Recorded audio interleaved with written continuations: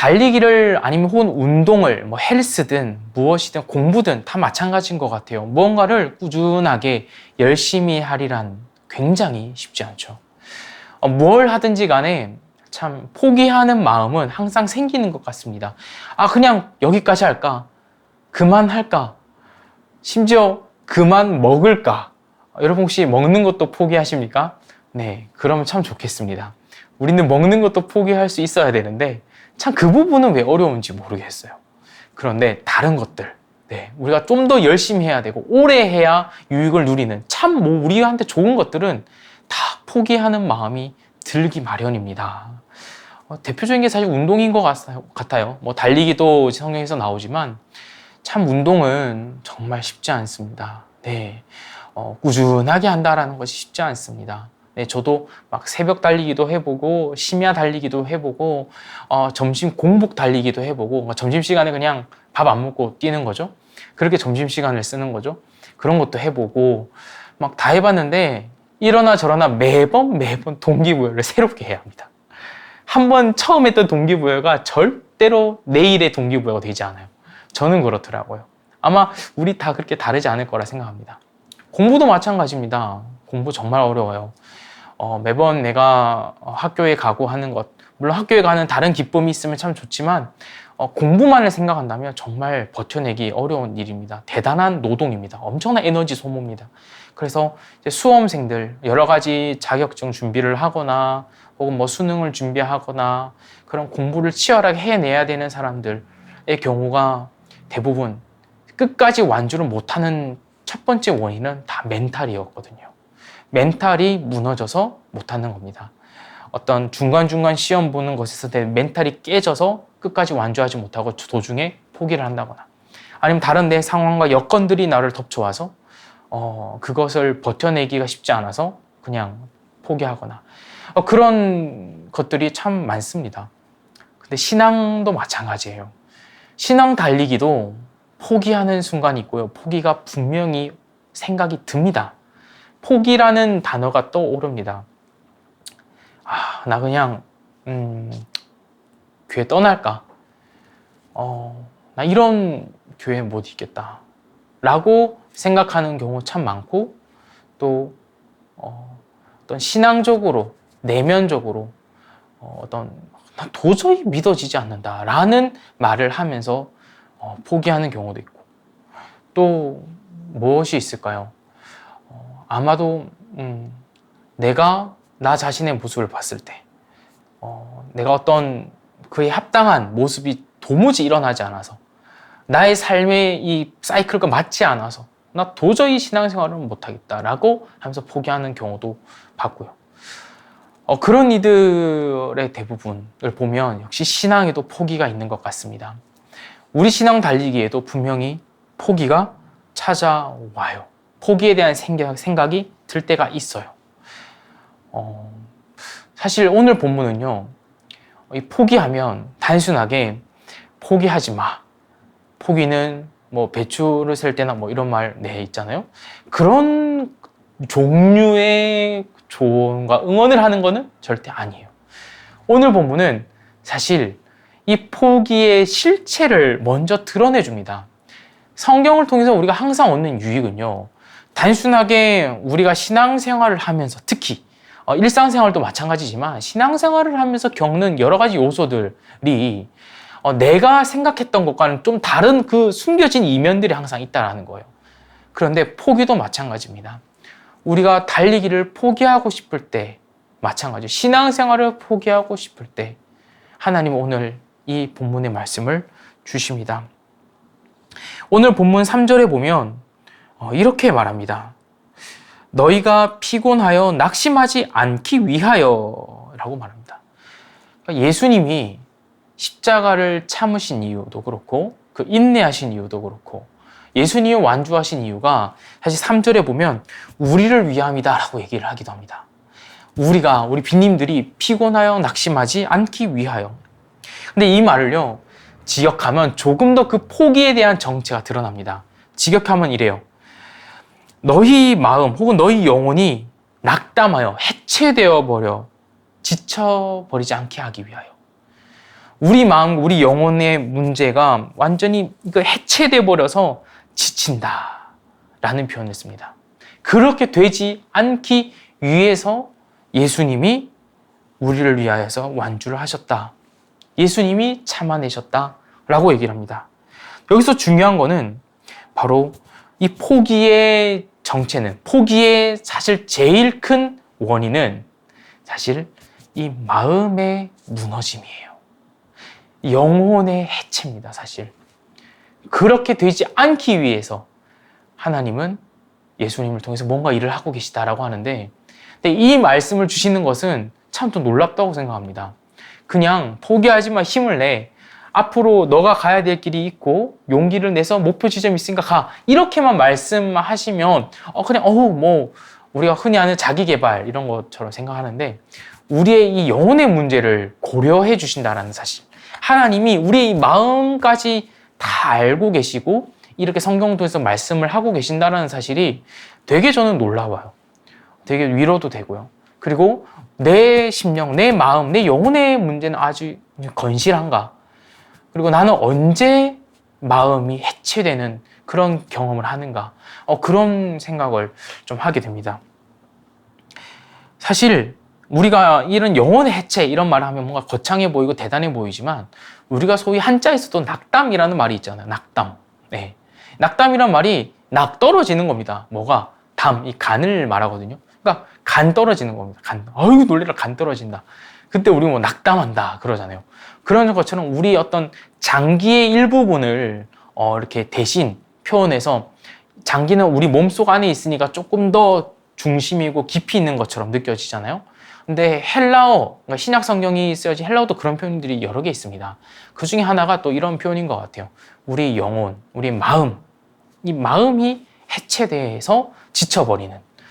그러니까 우리의 포기의 그 첫 원인을 우리의 마음에 두고 있다는 사실. 굉장히 유의미하고 또 우리에게 그렇게 낯설지도 않은 표현이라는 겁니다.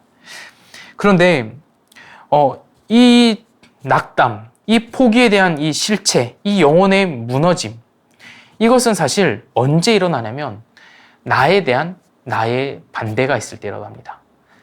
나에 대한 타인의 반대가 있을 때 일어납니다. 오늘 본문 3절도 사실 그 적대를 말합니다. 3절 제가 다시 한번 읽어볼게요. 너희가 피곤하여 낙심하지 않기 위하여 죄인들이 이같이 자기에게 거역한 일을 참으신 이 예수님이죠. 그분을 기억하라, 생각하라 라고 말합니다. 예수님을 거역한 그 죄인들. 근데 우리의 포기도 그 같은 요소가 항상 있다는 겁니다. 여러분의 그 포기의 시점에서도 무언가 여러분을 대적하는 말들, 여러분을 거역하고 여러분의 존재를 적대시한 그 무언가의 외적인 혹은 내적인 요소들이 우리의 마음과 영혼을 싸그리 해체시키려 버리는 그런 경험들이 분명히 우리에게 있다는 말이죠. 혹 지금도 그 경험으로 인해서 마음과 영혼이 무너져 계신 빈님도 계실지 모르겠습니다.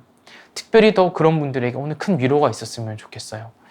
하나님께서는 예수님을 통하여서 예수님 자신이 그런 죄인들의 적대를 받으셨다라고 얘기를 합니다. 누군가의 적대를, 거역을 받는다라는 것은 사실은 예수님도 예외가 아니셨어요. 예수님이 받으신 그 적대감은 이루 말할 수 없었습니다. 예수님은 성경에 보면, 복음서에 보면 이 땅에 오실 때부터 이 땅에 어느 누구도 예수님을 환영하지 않았다라고 해요. 어느도 예수님을 반기지 않았어요. 실제로 예수님이 태어나시고 아기이실 그쪽에도 그 당시에 대헤롯, 그러니까 헤롯이, 그 당시에 그 헤롯이 그 아이를 다 죽임으로 예수님을 어떻게든 제거하려고 꾀를 내는, 그걸 실천해버려서 요셉이 마리아와 함께 도피하는, 애굽으로 도피하는 그런 모습이 있습니다. 예수님 이후에도 사역하실 그 30대 이후에도 예수님 계속 거역을, 적대를 당하셨어요. 사실 가족들도 처음에는 예수님을 그렇게 썩 달가워하지 않았던 그런 정황들을 발견할 수 있고요. 그리고 무엇보다 바리새인들, 그 당시 종교 지도자들, 서기관, 그리고 로마의 여러 가지 정치인들 다 예수님을 그냥 다 싫어했어요. 적대시했습니다. 그런 숱한 적대 속에서 예수님이 그 온전한 인생을 다 채우실 정도로 예수님은 그냥 적대 속에서 살아가셨어요. 그런데 그 적대 속에서 예수님이 살아내신 이유는 바로 우리가 그 적대 속에서 우리의 마음이 해체되지 않기 위해서입니다. 만약 예수님이 그 적대감과 거역 속에서 예수님이 낙담하셨다면 우리는 당연히 모든 상황 속에서 낙담하지 않을 이유가 없어요. 그러나 예수님 그 극심한 거역 속에서도, 적대감 속에서도, 자기 자신을 향한 대적의 모든 행동들 속에서도 모든 것을 이겨내고 버텨내신 것은 바로 우리를 위한 것이기도 했습니다. 우리가 반드시 그 일을 겪을 것인데 우리 또한 그 일을 낙담하지 않고 마음을 지킬 수 있게 하기 위해서. 성경에는 그 같은 예가 있어요. 사실 저는 이 낙담한다라는, 마음이 해체된다라고 하면 딱 생각나는 인물 딱 한 명 있습니다. 정말 이 사람이 제일 먼저 생각나요. 구약의 인물인데요. 바로 선지자 엘리야입니다. 이 선지자 엘리야가 정말 마음이 해체되는 그런 모습을 보여줘요. 언제냐면 사실 이 엘리야 선지자가 대단한 사람이거든요. 그 당시에 이제 북이스라엘을 다스리던 아합이라는 왕과 그리고 그 왕비 이세벨이라고 있는데 아주 그 극심한 우상 숭배로 사실상 하나님을 완전히 적대했던 왕이고 또 왕비였습니다. 특히 그 이세벨의 그 어떤 하나님에 대한 대적은 좀 극심했습니다. 정말 치를 떨 정도였죠. 그래서 결국에는 엘리야 선지자와 그 당시 우상인 바알이라는 신을 섬기는 그 제사장들, 정예 멤버들이 모입니다. 그래서 수많은 그 몇백 되는 그 바알 선지자와 그리고 엘리야 혼자서 대결을 해서 누가 참된 신이냐를 겨루고 싸웁니다.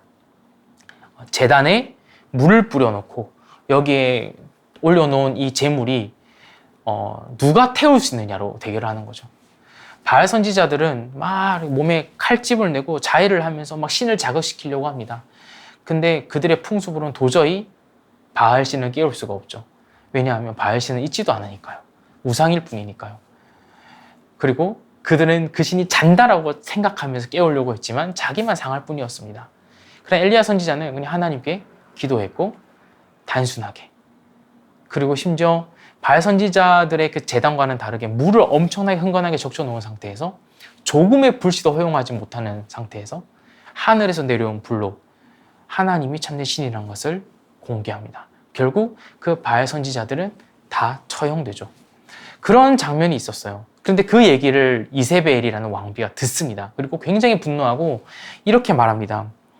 내가 반드시 네 엘리야, 네 생명을 저 사람들 중 한 명의 생명과 같게 할 건데 그렇게 안 하면 내가 믿는 그 신들이 나한테 벌을 내릴 거다. 그러니까 신을 걸고 맹세하는 겁니다. 나 반드시 너 저 사람들과 같게 할 거다. 근데 저 사람들 어떤 사람들이냐면요. 그동안 이세벨이 죽인 선지자들을 말합니다. 수많은 선지자들, 그 당시 하나님을 믿는 사람들을 다 죽였거든요.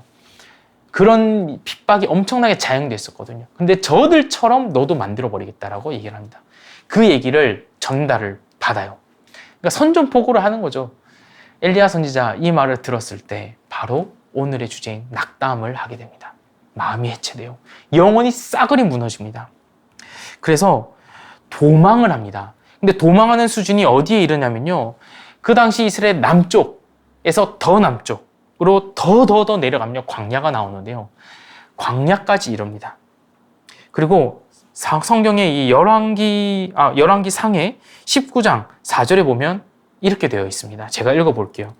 자기 자신은 광야로 들어가 하루길쯤 가서 한 로뎀나무 아래에 앉아서 자기가 죽기를 원하여 이르되 여호와여 넉넉하오니 지금 내 생명을 거두시옵소서. 나는 내 조상들보다 낫지 못하나이다. 지금 죽기를 하나님께 구하고 있어요. 지금 엘리야 선지자가 이런 말을 하는 이유는 어떻게 하나님을 믿는 사람이 죽기를 구할 수 있느냐. 그런데 낙담하면 이렇게 됩니다. 영혼이 해체됐을 때는 이 육신이 해체되는 것은 아무렇지 않을 정도로, 그 정도로 영혼의 해체가 심각한 원인이라는 겁니다. 엘리야 선지자는 지금 선지자의 일을 포기했습니다. 나는 내 조상들보다 못합니다. 나는 그렇게 선지자의 직을 못하겠습니다. 나 그들이 죽은 것처럼 난 못하겠습니다. 나 두렵습니다. 난 죽기 싫습니다. 그런데 죽기 싫은데 이 두려움 속에서 사는 것은 더 싫습니다. 나 도저히 아무것도 못하겠습니다. 주님, 나를 차라리 그냥 죽여주옵소서. 라고 모든 것을 포기해버린 영혼이 해체된 엘리야의 모습인 겁니다. 이런 엘리야를 하나님은 어떻게 하실까요? 여러분은 그런 사람이 주변에 있다면 어떻게 하십니까? 사실 당연하게 정답은 알죠. 위로해야죠. 그런데 그게 생각보다 쉽지 않아요. 저는 제 아이가 뭔가를 하기 싫어, 못해 라는 말을 막 할 때 위로해주고 격려해주고 믿어주는 그것이 참 어렵다라는 것을 많이 느끼고 있습니다. 그거 그냥 나오는 말 아니더라고요. 많이 준비해야 되고요. 많이 인지하고 있어야 돼요. 내가 이 아이를 신뢰하고 믿어준다라는 사실을 전달해야지라는 의식을 가져야 돼요. 왜냐하면 제가 바쁘고 제가 마음이 여유가 없고 내가 뭐 부정적인 일이 있었으면 더더욱 왜 못해? 라는 자책의 뉘앙스로 말을 할 우려가 언제든지 있거든요. 그거 쉽지 않아요. 그런데 하나님은 우리와 다릅니다. 완전히 지금 포기해버린 거거든요. 선지자의 역할, 하나님이 맡기신 일을 못하겠다라고 사실상 보이콧 해버린 거거든요. 그냥 나 이제 못해요. 그냥 죽여주세요. 이렇게 말하는 거거든요. 근데 그거를 하나님은 다 기다려 주십니다. 그리고 위로해 주시는 방식이 정말 인간적이에요. 그러니까 먼저는 오늘 이 열왕기상에 보면 이런 장면이 나옵니다. 천사를 보내서 그를 어루만지고요. 엘리야를 어루만지고 음식을 준비해서 일어나 먹도록 하십니다. 그의 기력을 먼저 회복시켜 주세요. 이 마음의 문제, 영혼이 해체됐을 때 바로 하나님 용기를 팍 주시는 그런 게 아니라 지금 얼마나 지쳤겠습니까? 수많은 시간을 들여서 남쪽으로 도망간 거거든요. 광야까지 갔거든요. 아무것도 없거든요. 얼마나 덥겠습니까? 그곳에서 죽여달라는 거지 않습니까? 기력을 찾게 하십니다. 물을 주십니다. 먹을 것을 주십니다. 그렇게 몸이 살아나게 먼저 하십니다. 그리고 엘리야가 그걸 먹어요. 구운 떡과 한 병 물이 있다라고 해서 먹습니다. 그리고 이후에 엘리야가 그 먹은 힘으로 계속 도망갑니다. 근데 어디까지 도망가냐면요. 호렙이라는 산까지 도망갑니다. 그곳은 하나님이 역사하신다, 인재하신다, 하나님이 거하신다라고 여겨지는 특별한 산처럼 여겨졌어요. 호렙산 하면 옛날에 이제 모세라는 아주 그 이스라엘 백성이 나라를 세우기도 이전에 노예 시절에 그 출애굽할 떠돌 때 광야에서 떠돌 때 하나님을 만났던 장소이기도 합니다. 그러니까 그런 지식들이 그들에게 있다 보니 호렙 도망가면 하나님이 계시니까 거기서 어떻게 뭔가 되겠지라는 생각을 한 것 같아요. 그러니까 기력을 찾았기 때문에 이제 하나님 찾을 생각을 하는 거죠. 그래서 힘으로 다시 호렙까지 갑니다. 근데 하나님은 거기까지 또 기다려주세요. 근데 하나님은 그 호렙산에서 단순하게 엘리야에게 잘 왔다 뭐 이렇게 해주고 그런 게 없습니다. 엘리야의 방식과 엘리야의 착각을 하나하나 깨뜨려 주십니다. 성경에 보면 이런 장면이 있어요. 하나님이 말씀하십니다. 호렙산에 도착한 엘리야에게 네가 여호와 앞에서 산에 서라 라고 말씀하신 후에 여호와께서 크고 강한 바람으로 막 산을 흔들고 바위를 부수는 장면을 보여주세요.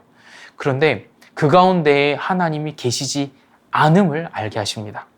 또 두 번째로는 이 바람 후에 이 지진을 막 일으키시면서 그 가운데에서도 하나님이 계시지 않는 것을 발견하게 합니다. 그러니까 현상뿐인 거죠. 그 다음에는 불이 있습니다. 엄청난 불이 확 나옵니다. 그럼 그런 가운데서는 뭔가 하나님이 계실 것 같은데 하나님이 계시지 않는다라는 걸 알게 합니다. 그런데 그 이후에 하나님이 그런 대단하고 화려하고 임팩트 강한 파워풀한 그 뭔가가 아니라 아주 세미한 음성으로 엘리야에게 말씀하십니다. 그 세미한 음성을 듣고 엘리야는 마음이 회복돼요. 그 영혼의 해체가 다시 회복됩니다. 그리고 마지막 그 선지자의 사명을 끝까지 완주해 내게 됩니다. 엘리야에게 있어서 달리기는요, 선지자직을 끝까지 완주하는 거였어요. 하나님의 말씀을 하나님의 뜻대로 전하는 거였습니다. 그것이 무서워서 못하겠다라는 엘리야에게 기다려주셨고 하나님이 기력을 채워주셨고 하나님은 파워풀한 곳에서 힘을 주시는 분이 아니라 아주 우리에게 다가오셔서 세미한 음성 속에서 우리에게 힘을 주신다라는 사실을 알게 해주세요. 그곳에 주님이 계시다라는 걸 알게 해주십니다. 그 사실을 깨닫고 우리 그 엘리야의 마음을 회복시켜 주세요. 참 어떻게 이런 신이 있을까? 놀랍지 않습니까? 예수님도 마찬가지입니다. 우리에게도 마찬가지예요. 하나님은 우리에게도 그리스도의 모범을 보여주시면서 우리에게 그 같은 세미한 음성을 들려주십니다. 낙담하여서 영원히 해체된 우리 빈님들에게 그 같은 세미한 음성을 들려주세요. 바로 3절입니다. 너희가 피곤하여 낙심하지 않기 위하여 죄인들이 이같이 자기에게 거역한 일을 참으신 그 예수님을 생각하라고 말입니다. 예수님이 계신 곳은 화려하고 명예롭고 부유한 곳이 아니라 거역하는 대적들 그 한가운데에 예수님이 계셨던 거예요. 우리가 의지하고자 하는 그 예수님은 바로 그곳에 계셨습니다. 평화로운 곳에 계신 게 아니라 대적들, 우글우글 수많은 숱한 거역하는 말과 행동을 쏟아내는 그들 한가운데 그리스도께서 계셨던 거예요. 그리스도께서 그 가운데서 그 수많은 반감 속에서 참으신 이유는 오직 우리의 구원을 위함이었다는 것. 우리 빈님들의 마음의 회복, 여러분의 구원을 위하였다는 것. 그것이 하나님이 오늘 우리에게 주시는 세미한 음성입니다. 그것이 바로 우리에게 들려주시는 응원입니다. 하나님이 우리에게 주시는 응원은요, 아주 소리가 크고 확성기를 켠 듯이 웅장하고 대단히 힘이 느껴지는 때도 분명히 있지만 더욱 우리 개개인에게 있어서 더 응원으로 자리 잡는 그때는 그런 응원이 아니라 우리 마음에 들려주시는 세미한 소리로서의 응원입니다. 하나님은 그렇게 우리를 응원하고 계세요. 지금도 우리를 응원하고 계시고 우리 빈님들이 여러 가지 대적들 가운데서 마음이 무너졌을 때도 하나님은 세미한 음성으로 여러분을 응원하고 계십니다. 내가 너의 구원을 위하여 그 대적 속에 참았고 나도 그 또한 그 안에 있었으니 지금 너가 있는 그곳은 너가 선 그곳은 바로 내가 있는 곳이다. 나와 함께 힘을 내자. 내가 함께 달린다. 우리 함께 완주하자. 라고요. 포기해버리고 싶고 지금 당장 모든 것을 벗어버리고 이제는 그 트랙을 나오고 싶은 우리들에게 하나님은 응원을 하십니다. 세미한 음성으로 가장 강력한 힘을 우리에게 용기를 북돋아 주십니다. 우리는 포기할 수 있을까요? 주님의 응원 때문이기도 하지만 우리의 정체성 때문에 우리는 포기할 수 없는 사람들입니다. 여러분은 절대로 신앙 달리기를 포기할 수가 없는 사람이에요. 그러니 걱정하지 않으셔도 됩니다. 포기는 사실은 느리게 달리는 게 포기가 아니고요. 잠시 멈춰서 쉬는 것도 포기가 아닙니다. 포기라는 것은 트랙을 나오는 겁니다. 그게 포기거든요. 내가 선 트랙을 벗어나면 이제 끝나는 겁니다. 그런데 우리는 내가 거기서 내 능력으로 선 것도 아니고 하나님의 은혜로 선 것이에요. 크리스찬 러닝하는 크리스찬이 된 이유는 그리스도를 바라보면서 신앙 달리기를 하게 된 우리는 사실 엄청난 그 러너라는 하나님의 자녀라는 하나님 보시기에 의인이라는 자격을 부여받은 자이기 때문에 그렇습니다. 하나님의 은사와 부르심에는 후회가 없습니다 라고 사도 바울이 로마서에서 말하고 있어요. 하나님은 우리를 그렇게 불러내신 이상 절대로 우리를 놓지 않으십니다. 여러분을 불러내신 이상, 여러분을 그 트랙에 놓으신 이상, 그 영광스러운 트랙을 놓아 그 영광스러운 그 주를 바라보게 하신 이상 반드시 눈앞에 보이는 그 기쁨의 상을 받게 하실 겁니다. 그것이 하나님의 능력이고요. 하나님의 계획이고 하나님이 우리를 향하여 반드시 앞으로 이루실 일의 결과입니다. 그러니 잠시 쉬어가도 좋아요. 잠시 넘어져서 아파하면서 좀 회복하고 가도 좋아요. 마음이 해체될 정도로 낙담하였다면 그것 하나님이 위로해 주실 때까지 기다리셔도 좋아요.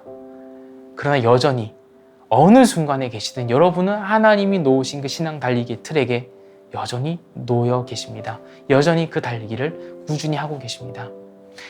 항상 믿음을 담대하게 고백하고 항상 예배를 잘 드리고 말씀을 많이 읽고 기도를 해야만이 달리기를 잘하는 건가요? 그렇지 않아요. 신앙 달리기라는 것은 때때로 지쳐 쓰러지기도 하는 겁니다. 때때로 포기하고 싶은 마음이 들기도 하는 거예요. 그것이 우리의 신앙 달리기의 요소들입니다. 그런 요소가 반드시 우리에게 찾아올 것인데 그때 우리 빈님들 꼭 오늘의 말씀을 기억하시기 바랍니다. 아니요, 하나님의 세미한 음성으로 들려지시는 이 말씀의 응원을 들으시기 바랍니다. 나도 너와 함께 그 대적의 거역함을 나도 받고 있어 라고. 그리고 나도 그것을 이겨냈으니 내가 너와 함께하니 우리 함께 완주하자 라고요. 우리 영혼을 붙드시는 하나님은 우리 빈님들 절대 포기하지 않으십니다.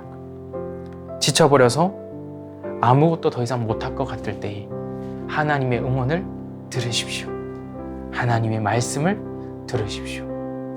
그리고 주변의 격려와 함께 뛰는 모두의 응원을 함께 마음에 품고 달리십시오. 언젠가 여러분의 그 포기를 지나 완주하는 그 기쁨의 영광을 누리는 때가 반드시 있을 것입니다. 우리와 함께 하시는 이가 우리 신앙 달리기, 이 믿음의 주요 또 온전하게 하시는 예수 그리스도이시기 때문입니다. 오늘 우리 들은 말씀을 기억하면서 이렇게 기도합시다. 우리 빈님들의 삶의 순간마다 포기하고 싶은 때가 종종 찾아오잖아요. 그 포기의 순간을 주님 앞에 내어놓읍시다. 주님, 내가 이거 진짜 도저히 못할 것 같은데, 이거 진짜 포기하고 싶은데, 나 여기까지인 것 같은데, 주님 이거 계속 해야 되나요? 어떻게 해야 되나요? 주님, 좀 알려주세요. 나 못하겠습니다 라고 해도 돼요. 그런 우리에게 하나님은 기력을 채워주실 겁니다. 엘리야 선지자가 받았던 것 같죠. 그리고 하나님이 세미한 음성을 들려주실 겁니다. 주의 말씀의 응원을 계속 들려주실 겁니다. 신실하신 하나님은 한결같이 우리를 응원하시는 분이시기 때문에 그래요. 그렇게 우리의 포기를 주 앞에 내려놓고 이런 나의 상황을 주님 앞에 눈물로써 토해내도 좋으니 여러분의 그 포기하고 싶은 모든 심정들, 삶에서 일상에서 그 모든 겪는 모든 대적들, 어려움들 다 주님 앞에 내어놓읍시다. 그런 여러분과 주님이 함께 계실 겁니다. 우리가 함께 기도합시다.